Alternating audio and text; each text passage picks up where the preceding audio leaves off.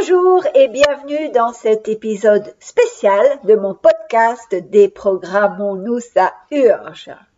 Épisode réalisé pour le réveil des forces sauvages, 5e édition, événement du Jane Goodall Institute France. Aujourd'hui, j'ai la joie de donner la parole à 5 jeunes engagés qui ont choisi d'être avec nous pour explorer les enjeux du vivant et de la planète. Ils et elles viennent d'horizons très différents, de la psychologie à l'environnement, en passant par la médecine vétérinaire ou le management. Mais tous ont un point commun, une envie profonde de faire bouger les lignes. À travers leurs mots, leur prise de conscience et leurs rêves, vous allez découvrir la force de leur engagement en devenir. J'ai choisi de leur donner un fil rouge pour leur intervention respective. Je leur ai demandé de se présenter en quelques mots, prénom, parcours, formation. Je leur ai demandé pourquoi ils étaient présents au réveil des forces sauvages. Qu'est-ce qui les anime? Quel déclic, quelle prise de conscience ils ont pu avoir, qui les ont amenés là aujourd'hui? Je leur ai demandé concrètement ce qu'ils faisaient pour changer la donne au niveau planétaire, au niveau préservation animale, au niveau de tous ces enjeux environnementaux. Et j'ai à cœur qu'ils partagent un message aux jeunes de leur génération pour les fédérer, pour les rassembler, pour les inviter à nous rejoindre sur ce chemin de grands changements pour tout le vivant sur cette belle planète Terre. Bonjour à tous, moi c'est Ilona et je rentre en 3e année à l'école vétérinaire de Toulouse l'année prochaine. Alors pourquoi je suis là aujourd'hui? Donc j'ai eu la chance pour la première fois de participer à la journée du réveil des forces sauvages parce que je suis devenue membre du programme Roots and Shoots qui permet donc de mener des projets par les étudiants. En particulier, le projet qui me tiendrait à cœur, ce serait tout ce qui concerne en fait l'économie circulaire et diminuer les déchets, parce que je pense que en tant que citoyen et consommateur, le principal impact que nous avons est justement lié à la consommation et que c'est un des principaux leviers finalement pour répondre aux problèmes que fait face l'environnement, les animaux et les humains. Et donc du coup, ce matin, on a eu la chance donc avec différents étudiants de discuter et de se rendre compte qu'en fait, il faudrait, dans le cadre justement de ce projet vis-à-vis de la réduction des déchets et d'une économie circulaire, d'intervenir auprès des universités, des écoles, pour discuter avec d'autres étudiants, parce que au plus on est, au mieux on peut agir et voir donc ce qu'on pourrait faire chacun à une échelle plus locale. Qu'est-ce qui t'a donné l'envie de t'engager, de t'investir pour le Jane Goodall Institute? Alors pourquoi je suis là aujourd'hui? C'est parce que j'ai toujours eu un attrait pour la nature et pour les animaux, d'où le fait que je sois à l'école Veto. Et du coup, particulièrement aujourd'hui, parce que j'ai eu la chance de discuter donc récemment avec Galit Kenan, qui est la directrice du Jane Goodall Institute France. Et donc, il m'a présenté justement le programme Roots and Shoots. Et en plus, cette sensibilisation a aussi été due à mes études, où on nous parle en fait finalement beaucoup de l'impact environnemental, et notamment nous dans notre cursus d'études par le biais de l'élevage. Justement, concrètement, comment tu comptes honorer cet engagement? Et après, pour justement honorer mon engagement en tant que vétérinaire et du coup vis-à-vis de l'Institut Jane Goodall, c'est parce que mon rêve c'est de devenir vétérinaire ou chercheuse auprès des primates, en particulier les chimpanzés ou les gorilles. Et donc ce qui explique particulièrement cet attrait pour l'Institut et bien sûr cette admiration face à Jane pour tout son travail avec les chimpanzés.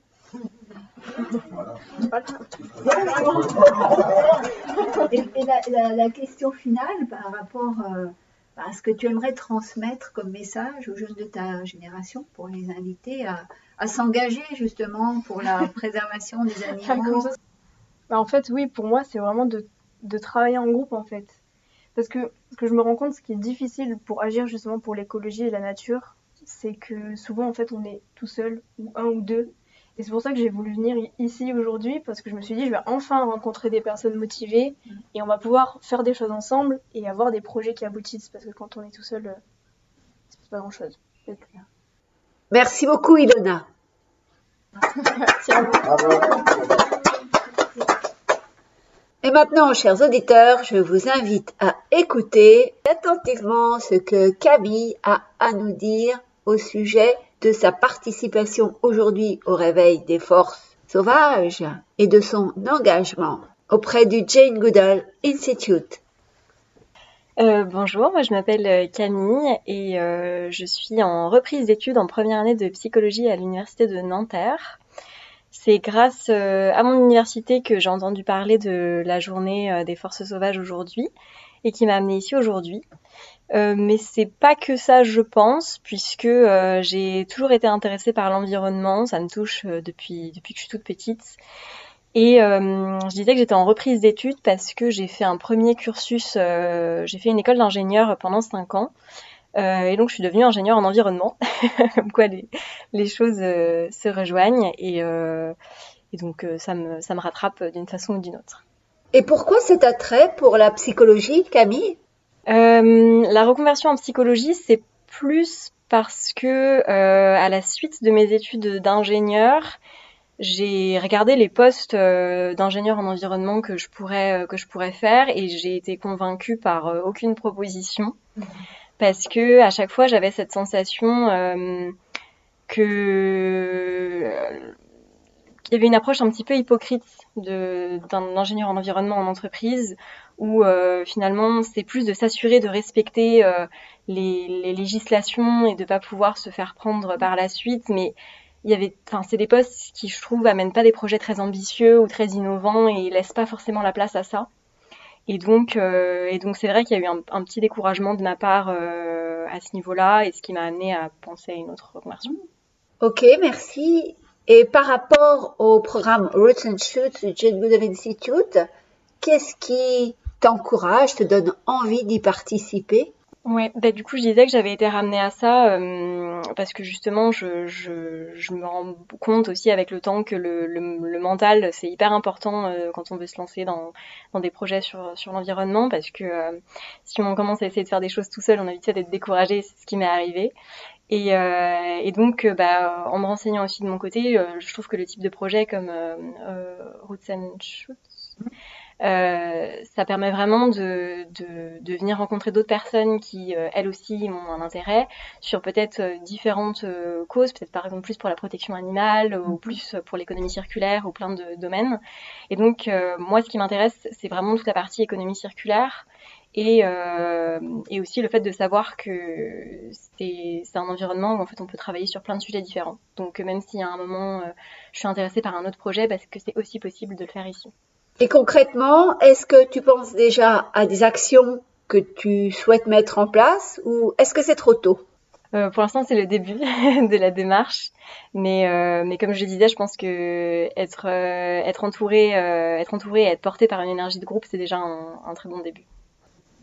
Et quel message peux-tu transmettre aux jeunes de ta génération, soit pour rejoindre le programme Roots and Shoots, soit pour faire leur part de colibri afin de préserver la planète, la biodiversité, d'aller dans le même sens que nous? Je dirais que c'est déjà dans un premier temps de ne pas fermer les yeux et de se tenir au courant en fait de ce qui se passe, d'en prendre conscience.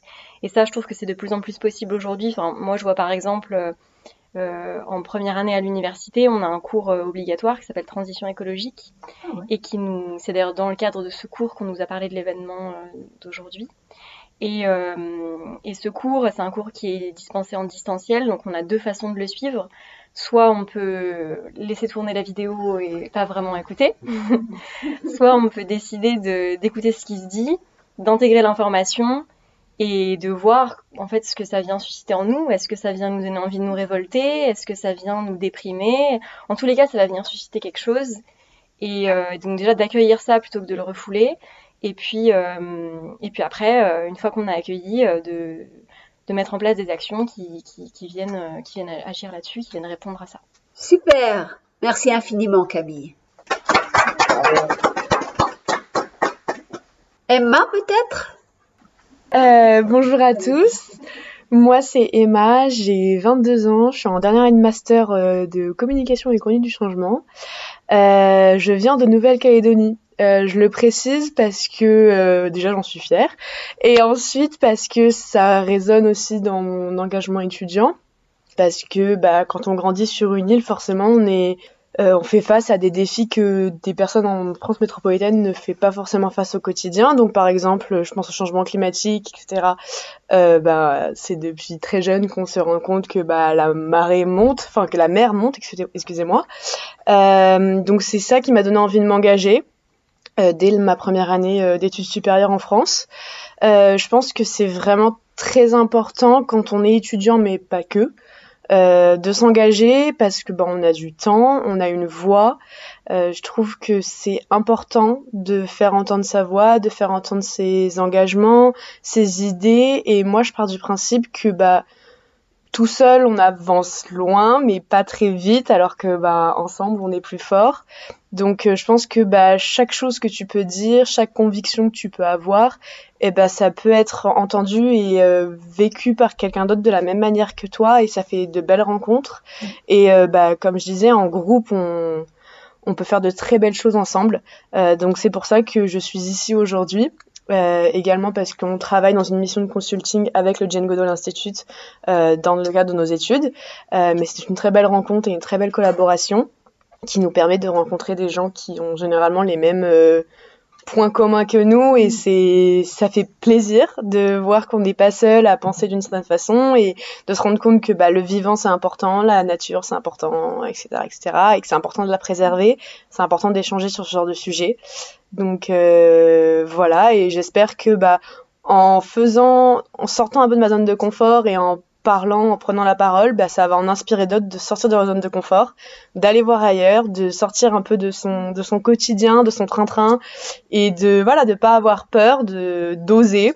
Moi, je trouve que c'est très important et c'est un peu la leçon de ma dernière année d'études, qu'en osant, on peut faire de très belles choses, et voilà, et collectivement encore plus. Donc voilà. Par rapport à ton engagement, qui n'est pas tout récent, est-ce que tu peux nous l'illustrer par les actions concrètes que tu as déjà mises en place? Oui, bien sûr. Alors au tout début de mes études, j'ai été engagée dans 2 associations étudiantes de mon école. L'une qui œuvrait pour les enfants aux Philippines qui n'avaient pas accès à l'éducation, et donc du coup nous on venait en aide pour leur apporter de l'éducation et des vivres, parce que c'est dans des montagnes aux Philippines où c'était difficile d'y accéder. Il y avait ça, et ensuite en parallèle j'étais aussi engagée auprès des lycéens marseillais dans des zones ZEP. Donc du coup on leur venait en aide pour leur apporter de l'aide aux devoirs principalement, mais ça leur permet d'avoir généralement des meilleures notes au baccalauréat, et donc techniquement d'être admis dans des meilleures écoles, meilleures universités, parce que je pense que la jeunesse est intelligente et forte de propositions, et c'est en formant la jeunesse, etc., qu'on va avoir un meilleur monde. Donc voilà, et ensuite je me suis engagée auprès du Jane Goodall Institute également via leur concours d'éloquence, donc auquel j'ai participé quasiment toute cette année. Ça a commencé en novembre de l'année dernière, et la finale à laquelle j'ai participé a eu lieu le mois dernier pendant le forum Change Now. Et en fait, c'est vraiment là où j'ai compris qu'il fallait sortir de sa zone de confort, et que c'était comme ça qu'on pouvait faire bouger les choses. C'était pas juste en restant enfermé chez soi et en ruminant, parce que on est très forts les Français pour râler, mais c'est important de le dire tout fort, ce que beaucoup de personnes pensent tout bas. Donc voilà, c'est que le début de mon engagement, je n'ai que 22 ans, et j'espère que je continuerai à m'engager de la sorte pendant encore longtemps. Voilà. Bravo Emma, ça fait vraiment chaud au cœur de voir que des jeunes de ton âge, quelqu'un d'aussi jeune que toi, peut faire autant de choses. Merci infiniment pour ton engagement et pour ce partage aujourd'hui avec nous. Merci. Merci beaucoup. Allez, autour du seul garçon que nous ayons aujourd'hui, Théophile. Non, mais j'ai beaucoup de choses, moins de choses à dire que vous, mais on va essayer de porter une voix un peu plus grave. Alors, bonjour à tous, je suis Théophile. Comme Emma, je suis en Master 2 de communication et conduite du changement à l'IAE d'Aix-en-Provence. C'est dans ce cadre-là que j'ai rencontré l'Institut Jane Goodall France, où nous avons été proposés d'accompagner l'Institut lors d'une mission de consulting sur des missions de communication principalement, pour organiser la 5e édition du Réveil des Forces Sauvages. Et donc en fait c'est vraiment en découvrant un peu le combat de Jane et de tout l'institut et tout ce qu'elle a fait par la suite depuis maintenant plus de 30-40 ans, que je me suis porté volontaire pour participer à cette mission-là parmi d'autres proposées, parce que je trouvais que c'était vraiment l'occasion de mettre en pratique des compétences que j'avais qu'on apprenait en cours, mais qui là étaient enfin vraiment pour notre prochain. Cette journée m'a permis de rencontrer des personnes extrêmement inspirantes, d'écouter des gens qui avaient des combats tellement plus grands que le mien et qui m'ont beaucoup inspiré. Et donc j'étais heureux de pouvoir mettre en avant mes compétences pour ça, et me sentir entouré de personnes engagées qui m'ont beaucoup parlé. Voilà. Comme qui, par exemple? Parce que là, tu as attisé notre curiosité. Alors, dis-nous en plus, s'il te plaît. Bah oui, j'ai eu l'occasion d'échanger avec la présidente de Sea Shepherd de France, et également d'écouter les interventions de la présidente de L214 et également de Good Whistle, exactement. J'ai du mal à le dire. Oui, c'est vrai, mais voilà. Donc, qui était passionnante. Je pense que c'est l'occasion vraiment de s'immerger dans un monde où voilà, en fait, entouré d'activistes qui ont une vision du monde extrêmement précise et engagée. On sort un peu de sa zone de confort. On sort un peu de son train-train quotidien, comme disait Emma. Moi, je viens pas forcément d'un milieu où on est en Nouvelle-Calédonie à voir le changement climatique tous les jours. Je viens du 14e arrondissement parisien où j'ai vécu pendant 25 ans. Également, je suis pas forcément engagé depuis le plus jeune âge dans des missions d'activisme. Et donc, je le vois pas au quotidien, cet engagement et les chiffres du dérèglement climatique et des combats qui sont menés. Et donc le fait de venir ici, de se confronter à des personnes qui ont les yeux qui pétillent quand ils viennent te parler de choses, ça fait réfléchir, et ça se dit, en fait moi aussi il faudrait que je me bouge, alors à ma propre échelle, ou alors en m'engageant. Donc c'est pour ça que je suis content d'être là et d'avoir suivi cette mission. D'un point de vue plus personnel, j'ai essayé aussi de m'engager. Ça fait 15 ans que je fais du scoutisme, où j'ai d'abord reçu des enseignements. On était deux personnes assez engagées sur des notions toutes simples. Quand on était enfant, on n'était pas forcément confronté sur le recyclage, sur respecter, on l'apprend tout jeune, hein, les propos de Baden-Powell, de venir respecter la faune et la flore et les êtres vivants qui nous entourent, savoir différencier ce qui se fait, ce qui se fait pas dans la forêt, et apprendre à juste vivre en harmonie dans la nature. Je l'ai appris dès l'âge de mes 8 ans, et après je suis devenu éducateur auprès des enfants qui venaient de toutes sortes de zones sociales dans la région parisienne, et de leur apprendre les valeurs qui m'ont été inculquées, c'est pas forcément évident pour tous si on n'a pas été confronté. Donc je retrouve beaucoup de ça dans cette journée des réveils des forces sauvages, et je me sens un peu en cohésion avec tout ça.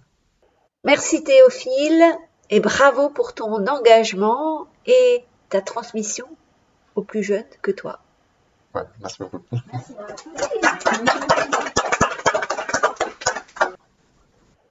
Nous avons la chance et la joie d'avoir parmi nous Léa, qui travaille pour le Jane Goodall Institute Belgique. Je lui passe tout de suite la parole parce que son expérience est des plus inspirantes. Alors, bonjour, je m'appelle Léa, j'ai 25 ans. Contrairement aux autres, je ne suis pas bénévole. Je suis employée à l'Institut Jane Goodall en Belgique, et je suis la coordinatrice Roots and Shoots, donc c'est bien dans le thème.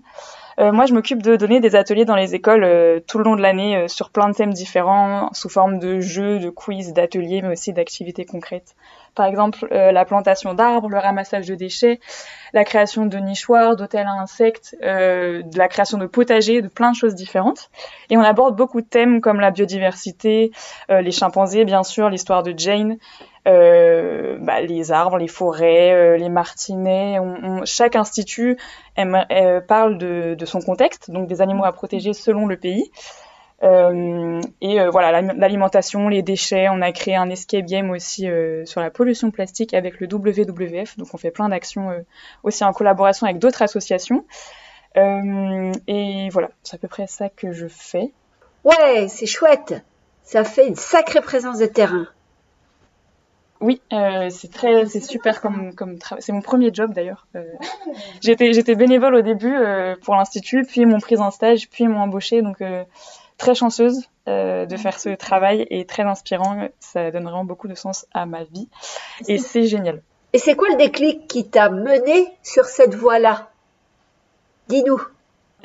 En fait, c'était complètement par hasard, à vrai dire. Je cherchais juste à rencontrer des gens et à faire du bénévolat. J'ai trouvé l'annonce de l'institut sur une plateforme sur Internet qui cherchait des bénévoles. Je me suis inscrite, puis ils m'ont prise, puis en tant que stagiaire, etc. J'ai toujours été très passionnée par la cause parce que je viens de la campagne, donc j'ai toujours vécu dans la nature auprès des animaux et des fermes, etc. Et quand je suis arrivée en ville, j'ai eu un petit choc, donc j'avais vraiment besoin de m'engager dans une cause liée à la nature, etc. Et puis j'ai aussi mon BAFA et j'ai fait beaucoup d'animation quand j'étais plus jeune. Et le fait que je puisse lier les deux dans mon travail, c'est incroyable. Et à côté, je suis quand même bénévole aussi dans une autre association qui s'appelle TADA. C'est une association pour les jeunes de quartier, donc plus défavorisés, dans lesquels je vais aussi donner des ateliers qui parlent parfois de mon travail et de la nature, mais aussi on les accompagne pour qu'ils découvrent d'autres métiers. On va faire des sorties, par exemple, je sais pas, à la radio, à la télé belge, dans les centres médicaux, pour qu'ils aient vraiment une ouverture d'esprit hyper large. Et du coup, je fais plein d'autres choses différentes, mais voilà, c'est surtout ça. Bravo. Et quel serait ton message aux jeunes de ta génération pour les inviter à te rejoindre sur ce chemin de l'engagement pour préserver la planète, la biodiversité, la nature en général? Oui, je pourrais reprendre les mots de Jane. Non, mais elle a plein de citations iconiques, mais... Et les tiens, c'est quoi? C'est le fait que c'est fou quand même qu'on soit l'espèce animale considérée la plus intelligente et qu'on arrive quand même à détruire notre seule planète, le seul endroit où on puisse vivre. Et donc, j'aimerais bien que les gens s'en rendent un petit peu plus compte parce que sans la nature, on ne peut tout simplement pas vivre et qu'on fait aussi partie du monde animal, qu'on ne se sente pas supérieur. C'est ce que j'essaie d'inculquer aux jeunes à le plus jeune âge possible parce que dans ce cas-là, on se permet de faire un peu n'importe quoi alors qu'on est à leur même niveau et que s'ils disparaissent, nous aussi, finalement. C'est un peu triste, mais voilà.